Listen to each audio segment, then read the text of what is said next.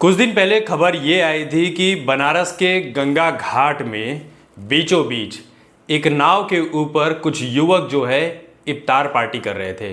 ये खबर जैसे ही आई हंगामा मच गया और उसके बाद इन युवकों की गिरफ्तारी कर ली गई। ये जितने भी युवक थे सारे के सारे मुस्लिम समुदाय से आते हैं।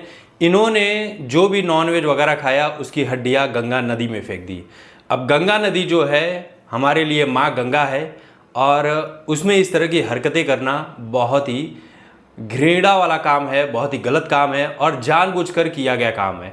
हालांकि इसको सही ठहराने के लिए टीएमसी पार्टी, कांग्रेस पार्टी और जो विपक्ष के लोग हैं और मुस्लिम समुदाय के कुछ लोग कह रहे थे कि भाई जब इसमें गंगा नदी में लाशें फेंकी जाती हैं या फिर गंदी नालियों का जो पानी जाता है, क्या ये पर्यावरण का नुकसान नहीं होता, इससे प्रदूषण नहीं फैलता।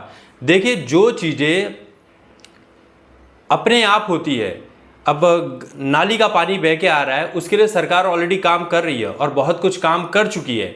वो एक दिन का काम नहीं है, सरकार ने बहुत सारे काम किए हैं।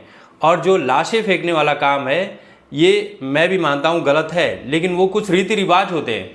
लेकिन जानबूझकर किया गया कृत्य, अब मैं कह रहा हूँ ये जिस समुदाय से आते हैं, अगर समझिए आप मस्जिद में जाकर कुछ ऊंची नीची हरकत कर देते हैं, जो चीज़ इनके इस्लाम में बैन है, अगर वो चीज़ें जाकर मस्जिद में कर देते हैं तो क्या फिर ये धर्म के खिलाफ नहीं होगा उनके? क्या मुस्लिम समुदाय के लोग माफ़ कर देंगे? ये तो मुस्लिम समुदाय से आते थे, हिंदुओं ने सिर्फ भाई इनको कुछ बोला नहीं, कोर्ट में गया मामला और इनको जेल के भीतर डाल दिया गया है। लेकिन अगर यही कोई काम हिंदू धर्म इनके धर्म के खिलाफ कर देता तो शायद वो व्यक्ति आज इस दुनिया में जीवित भी नहीं होता। ये अपने आप में एक बहुत बड़ी कड़वी सच्चाई है, हालांकि ये मानेंगे नहीं। खुद इनकी जो मुस्लिम कम्युनिटी है उन्होंने भी ये कह दिया कि इन लड़कों ने जो किया है वो बहुत ही जहालत भरा काम है, घृणा वाला काम है, निंदनीय काम है।